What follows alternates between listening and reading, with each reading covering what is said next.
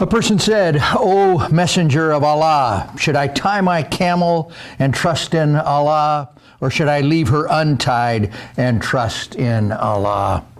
The messenger of Allah, peace be unto him, said, "Tie her and trust in Allah." Well, good morning. Thank you all for tuning in today. Welcome to the Alaska Center for Spiritual Living Facebook Live. This is a new experience for us. We are learning what we're doing. What an opportunity this is to expand our horizons and provide service to you in a different way than we ever have before. We regret that we can't come together and share those hugs and handshakes and the closeness that we have had, but we are finding a new way. So thank you very much for tuning in today, for watching this service today. Thank you to Jessica and Aaron. An important part of how we connect with one another and with the divine is through music. And we didn't know how this is going to work, what it's going to look like or anything else, but so far, I know that I feel that absolute connection, and I am grateful to you two so very much. And I also want to thank Bob and Neil for putting together and figuring out all the wires and what we need to do and how we connect to Facebook and how all this works and everything else. So thank you guys very, very much as well. I have two major points today. The first is how to tie your camel, and the second is how to trust in Allah. Start off with how to tie your camel. Do we use a string, or do we use a logging chain, or something in between? So I've got some suggestions for that. One are the 5 things that we went over last week. This is how we tie our camel.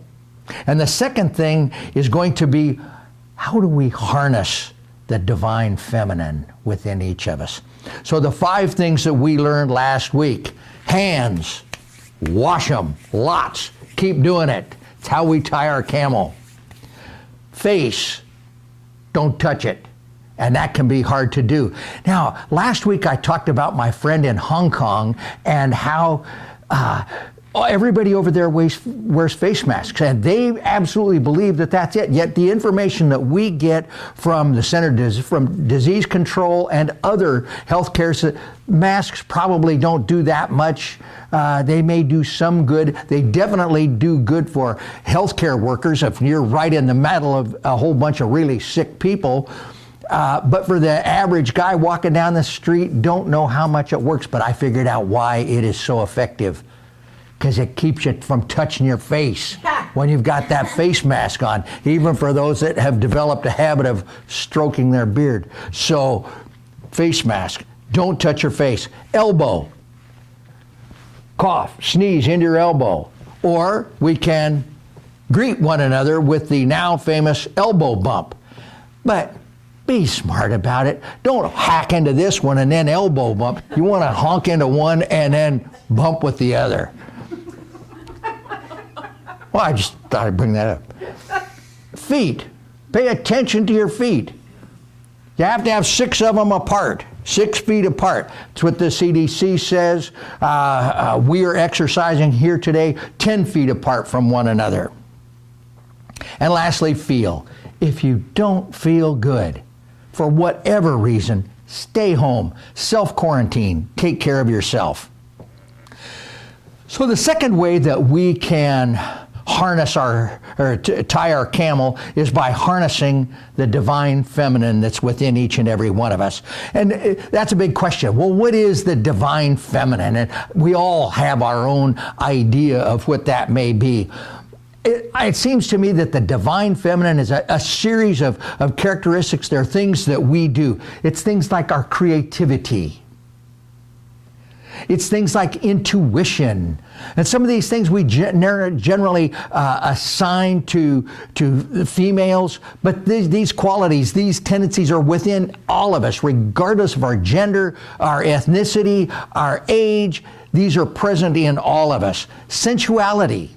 No, I'm not talking about that kind of sensuality. I'm talking about using our senses other than our brain to live and guide in how we interact with the world. Collaboration. We can do so much when we collaborate, when we work together. That nurturing sense within all of us. We all have a desire and a need to nurture and help others. Empathy, it's inherent in us. And lastly, community. We all have a need to build community. So I've taken these and I've folded these into 4 areas that we can look at and look at how the divine feminine can be harnessed to help us tie our camel. The first one is to cooperate rather than compete. It seems to me that competing has something that's been with us since the caveman times. You know, in early caveman period, there was a sense of lack, that there was only enough game for a few people to live, and we had to outcompete the other human beings to have enough food to eat. And that was probably true for a long, long, long time, until somebody figured out that they could be more effective, be more efficient if they cooperated. If they cooperated, they could harvest even more game. They could move beyond the one animal, and they could get several animals. They could be enough to feed a whole village, so that cooperation became more effective than competing.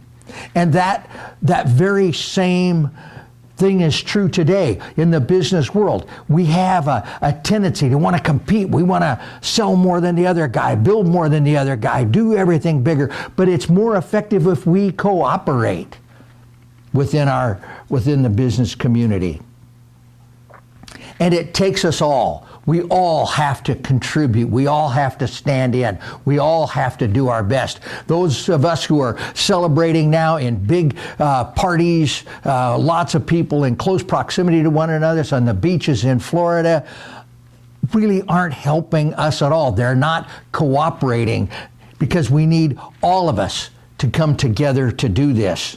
And it's good if we can do this in a constructive way. This just in, it's dateline Sterling, Colorado. I happen to know Sterling. I used to hunt pheasants there when I was a young man. And this is put out by the Logan County Sheriff's Office. And this is what they had to say. Due to the COVID-19 pandemic and its contagious nature, the Logan County Sheriff's Office is asking all criminal activities and nefarious conduct to cease until further notice. We appreciate your anticipated cooperation in halting crime, and we thank the criminals in advance. We will update you when you may return to your normal criminal behavior. See, it takes us all working together.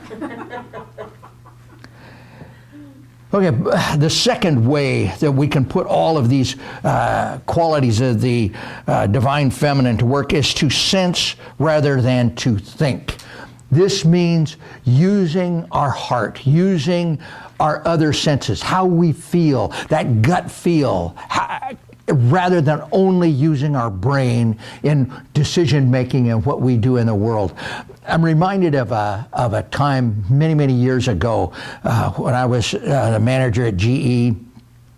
We could see that we were headed to somewhat of a recession here in Alaska. Oil was down, I think, to $9 a barrel. So the big oil companies on the North Slope were cutting back. There were like no drill rigs. We were headed that way. The housing market, we had a high vacancy rate in apartments. The time for houses to spend on the market was long, and they weren't turning, and the value was going down. Every economic indicator we had were that things weren't going to be real great. And I remember Jack Welch, the chairman of GE, saying, how did he say it? He said, "I couldn't get the cost out fast enough is not going to be an acceptable excuse going forward." And with that, I knew that meant you needed to get our cost out now. And so I think there were 5 electrical distributors in Anchorage and Alaska at that time, and 4 of us all were trimming down. I mean, we were crimping down on our credit, policies. Boy, if you didn't pay in 30 days, you got a call from the big guy. Things like inventory, we were shrinking our inventory to only to those fastest moving items. We did a lot of things like that. Some people were letting go of their marginal performers, and but one of the 5 electrical distributors at that time didn't do that, didn't follow the pattern. In fact, he went almost the complete opposite. He was hiring some of these marginal performers and training them. He was putting them through exhaustive training. At the same time, he was expanding his inventory greatly. He was putting in stuff that other people were cutting out. And also at the same time, he extended his credit policies. He started extending credit to some people that, the other distributors were cutting off. Well, as things always do, sure enough, times got better and business started picking up. Distributors started adding more people, adding inventory. But this distributor had formed a solid base of loyal customers, and he had a well-trained, experienced workforce. As luck would have it, many years later, he ended up to be a mentor of mine. And one night we were at a meeting we just finished, and I came out and we talked, and I said, "Do you remember back then?" And he said, "Well, yeah." And I said, "Do you remember how you were opposite of everybody else?" And he laughed and he said, "I learned that sometimes it's important when everybody else is zigging, you need to zag. That when everybody else is going one way, you can go another." And he said, "I just had a feeling that that was the right way to go." You see, he was listening to his heart. He was listening to his gut. He was listening to something other than his rational mind. And that's what we're talking about, this idea of sensuality. So it's what we're advocating is use something other than your thinking mind. Zig when everyone else is zagging. The third way is to compliment rather than criticize. One of the things that I think is really inherent with us today, particularly in the business world and the world that we live in, whenever we have a project or whatever we do, when it's done, let's evaluate that and see how we can improve. And what we immediately turn to is, what can we do better? What did we do wrong? How can we be better at that? And I think that sometimes when we do that, when we take that approach, we're focusing our energy on that which we don't want. We learned last week, the week before, that where we focus our attention is where we tend to grow. And so maybe we ought to, instead of focusing on what we did wrong, maybe we should take that review of what we've done. What did we do right? What was really effective in that, and put our energy toward that so we can compliment rather than criticize. And our last point is almost a takeoff of that one, and that is to create rather than deconstruct. In the former foundations class, the 13-week version we had, we used to have a big section in there where the students were invited to look at their self-talk. They would spend a great deal of time, I think it was almost 2 weeks, carrying around a journal and marking down all of their negative self-talk. And it's amazing how many bad things we constantly are telling ourselves. "Oh, I can't do that. Oh, that'll never work." We're constantly focusing on that. And it'd be so much better if we can do the same thing here, and that is focus on what we did right. So next time you find yourself in that place where, God, your negative self-talk, you feel bad about what you did, you can be embarrassed or anything else, instead of looking at only what you did wrong, take a moment to look at what you did right. Maybe you really helped somebody. Maybe you did something that nobody else on this planet is qualified. It's only unique to you to be able to do to help someone else. Focus on what you have done that is good. So my second point today is how to trust in Allah. Yesterday, Kaleem, they suspended the normal centering prayer activity here at the center and farmed it out to everybody's home. And so at 10 o'clock, they all gathered for 2 25-minute sits of meditation. How powerful that would be if we could all sit and meditate for 2 25-minute sits every other Saturday morning, or first and third Saturday mornings throughout the globe.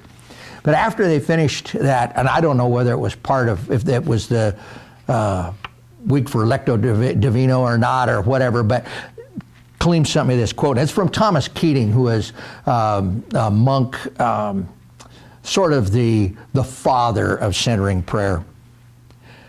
God will bring people and events into our lives, and whatever we may think about them, they are designed for the evolution of God's life in us.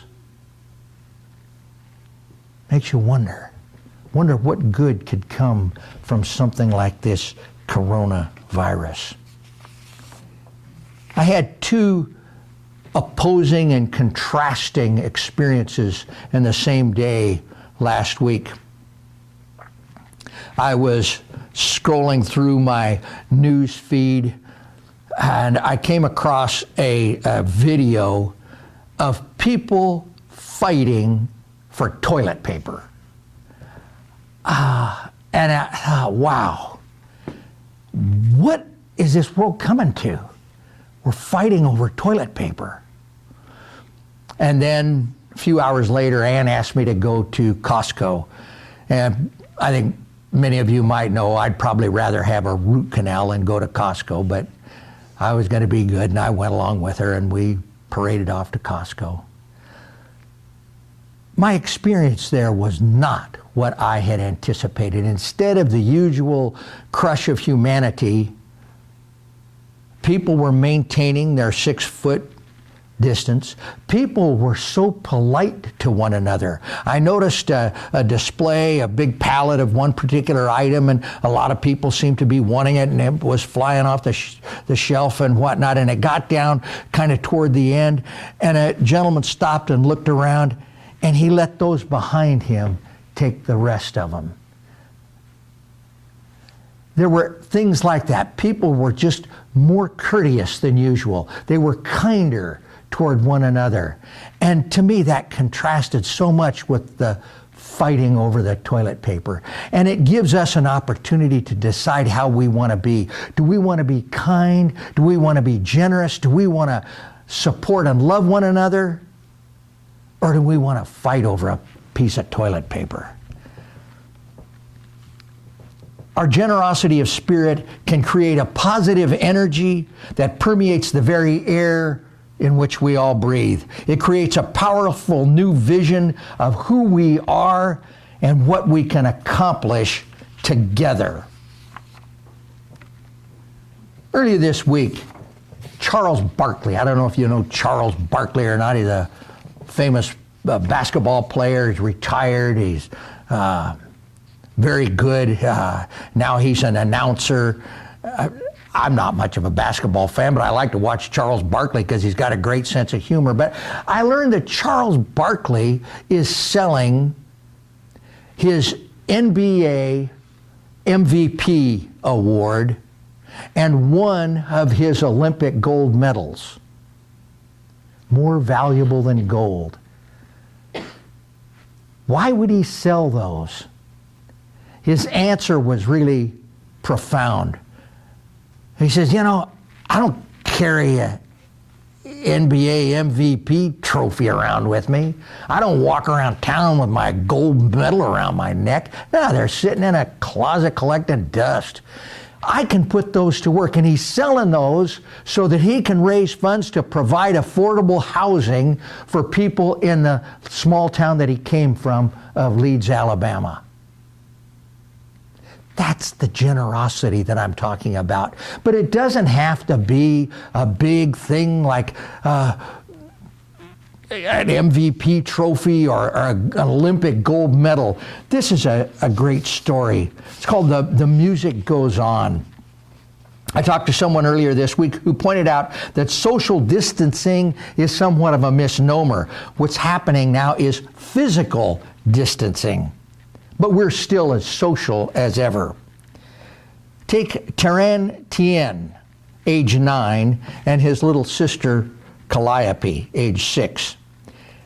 They heard that their 78-year-old neighbor, Helena Schlam, who is a big classical music fan, was self-isolating. So after consulting with their mother, they put on their best clothes and they took their cellos to her front porch and they gave her an impromptu concert. For 30 minutes they played music ranging from a Bach minuet to Go Tell Aunt Rhody for Schlam, who hadn't left her home for 5 days. Afterwards, when interviewed, Schlam said, "It was simply delightful." So, to Linda's call for action, we can all do something. We can all do something to brighten someone else's day. My takeaway for today, what I want you to leave with this day.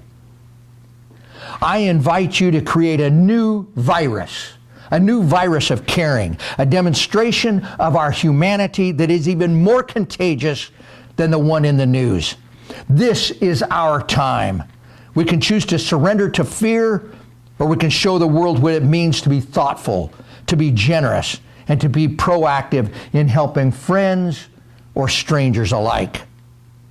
Yes, we want to take all of the precautions that we've been given, cough, bump, feet, and at the same time be bold in your love, constant in your faith, that together we can pass through this challenging time. On the other side of it, we're going to look back and know that we were part of an epic time in history when caring triumphed over fear and love prevailed.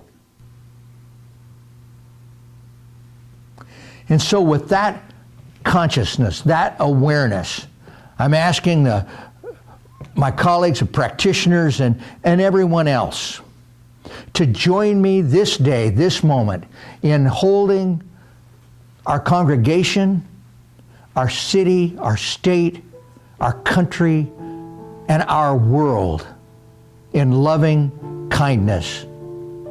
And simply recognizing that that infinite power, which has created all of everything, including the virus, is indeed within each and every one of us. That power that has made all of us is within us.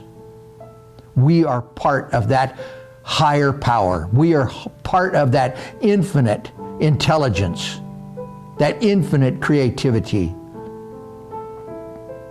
And we know that our thoughts become things. And so we entertain this day thoughts of love, of peace, of joy, of health, of prosperity and abundance.